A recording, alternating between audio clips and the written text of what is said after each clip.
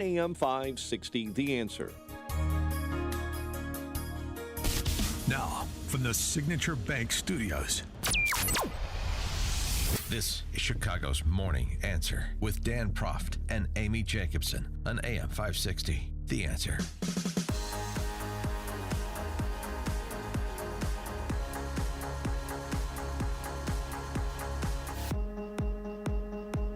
Top of the morning, Dan and Amy. So the big nomination from President-elect Trump yesterday was RFK Jr. to head Health and Human Services. Not unexpected, but still will draw ire from certain quarters, not just political quarters, but corporate quarters. Political quarters from Democrats still a little sore about him crossing party lines and supporting Trump, to be sure.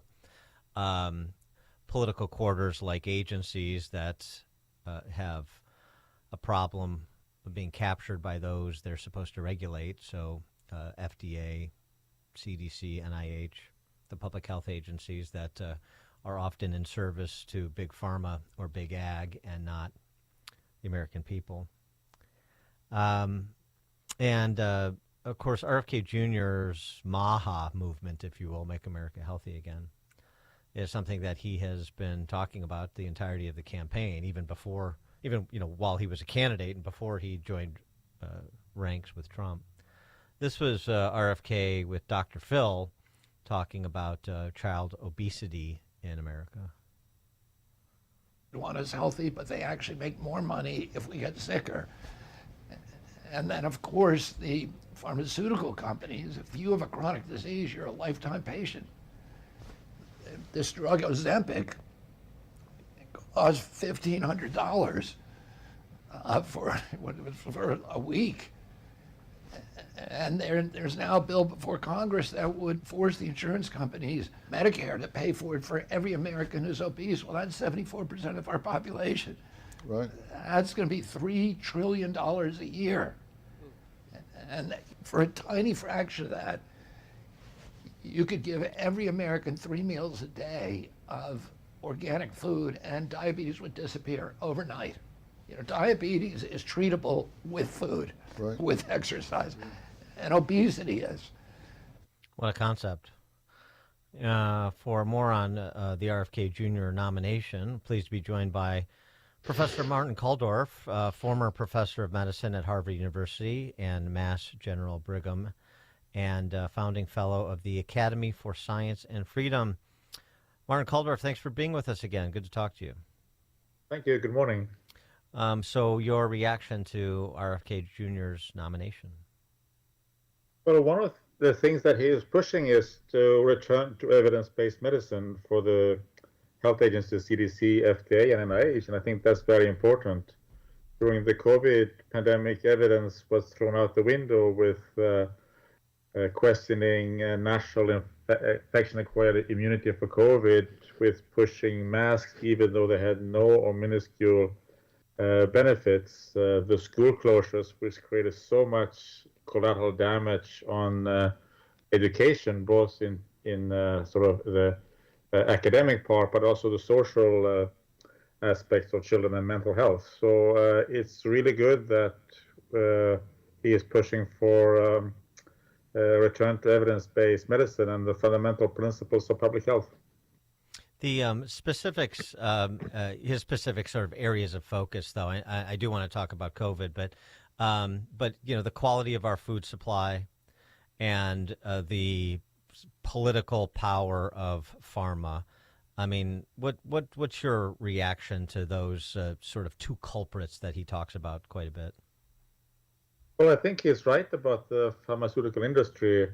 There is a very close connection with the pharmaceutical companies and FDA, with the revolving door, both at the highest level, like Scott Gottlieb, and who was the FDA director, and who is now on the board of Pfizer, as well as mid and lower levels.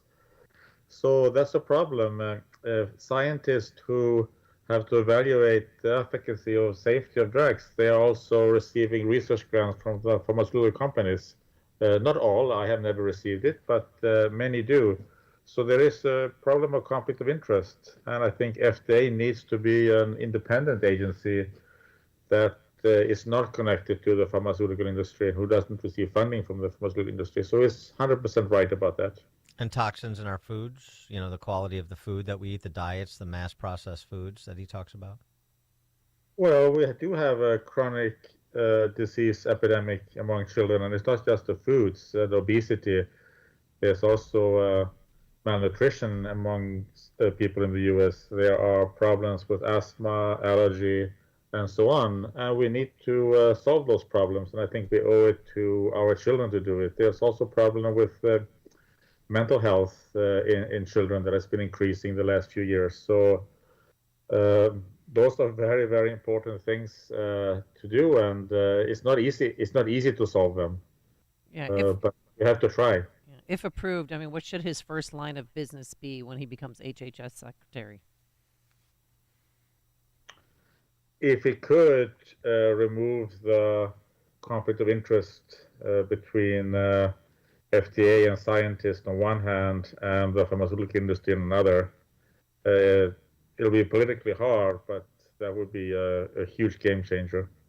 And conflict of interest, what about the conflict of interest between CDC, NIH, those grant-making organizations as well, at least in part, and academic institutions and research hospitals?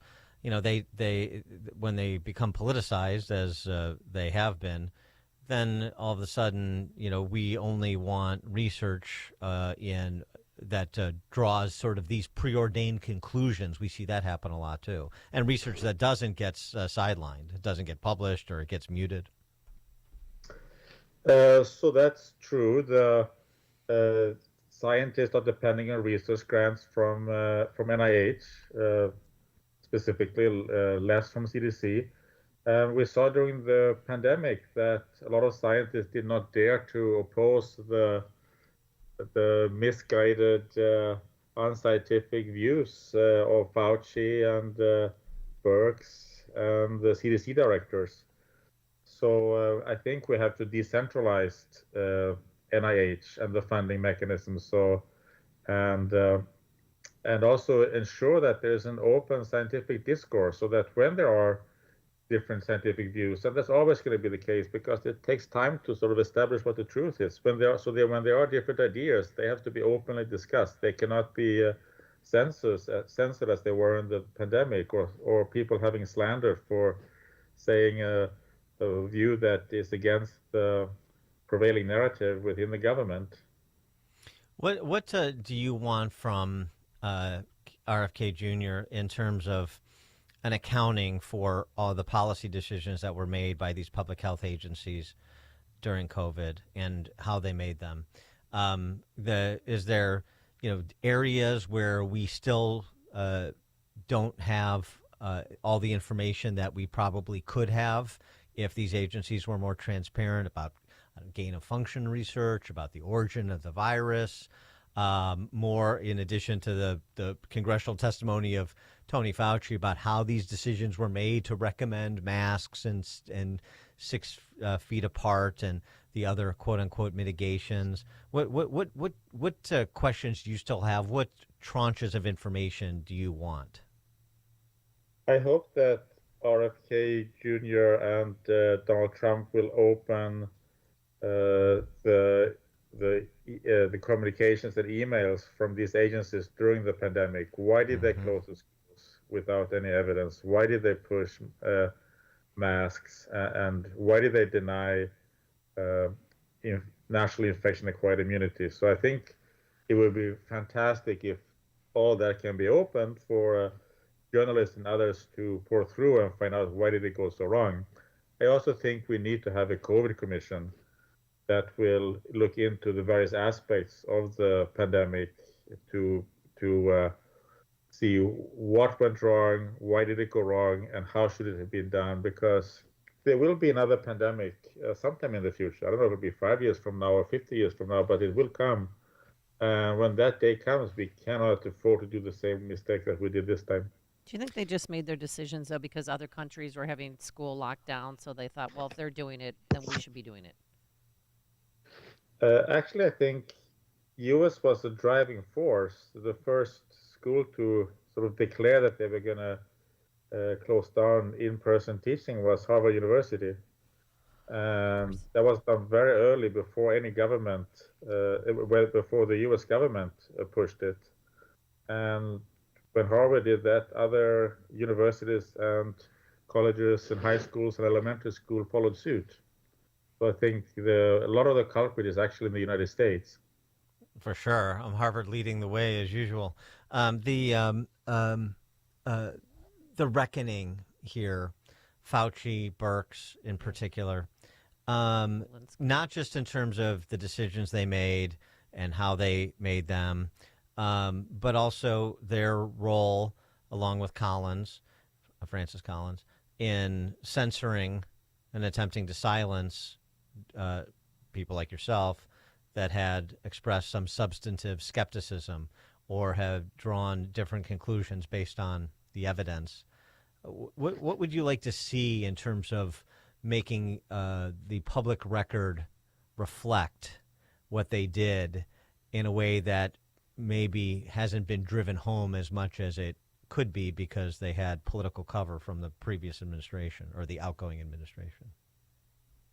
Well, a scientist can sometimes get the science wrong, as Fauci and NIH Director Collins did, and so on. So we have to have some sympathy for that. But what we cannot have any sympathy for is their silencing of dissenting voices.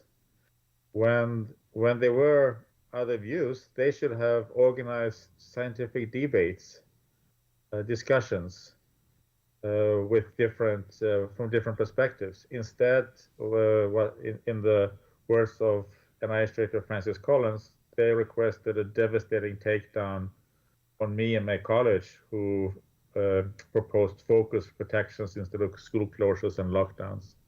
So there's never any excuse for shutting down debate. And the First Amendment is not a luxury.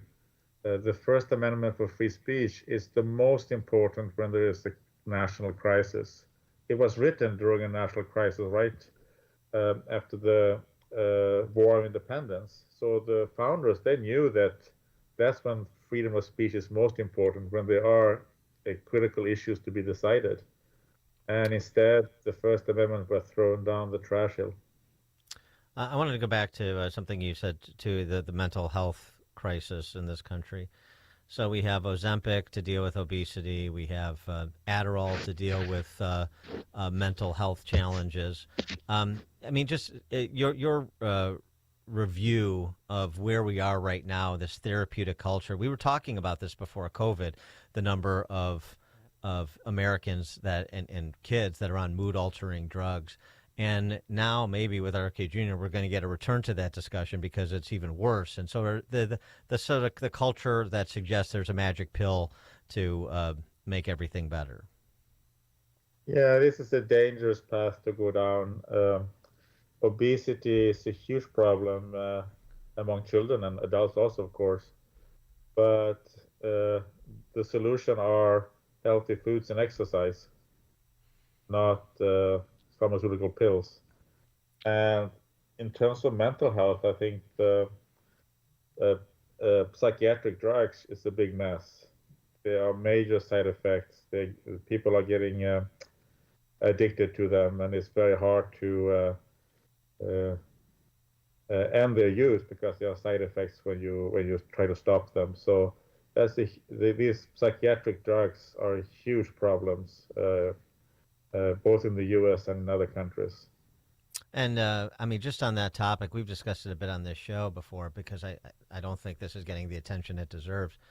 I mean, Adderall is a Schedule II narcotic, and what we've heard from people inside the farm industry is that the DEA, you have to get DEA approval, pharma companies do, for the production of narcotic drugs, particularly after the OxyContin scandal. And it seems like there's some belief that maybe we're doing this again. We have no idea what the long-term effects of weaning kids off, putting kids on and then trying to wean them off Adderall in their formative years.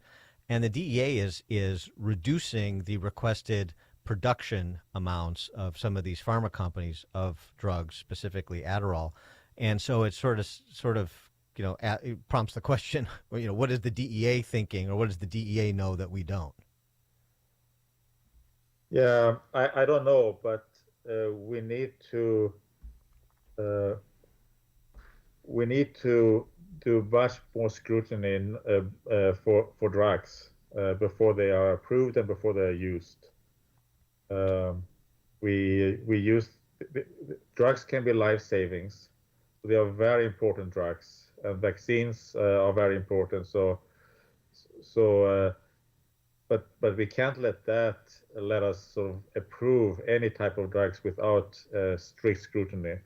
So I think I'm hopeful that RFK Jr.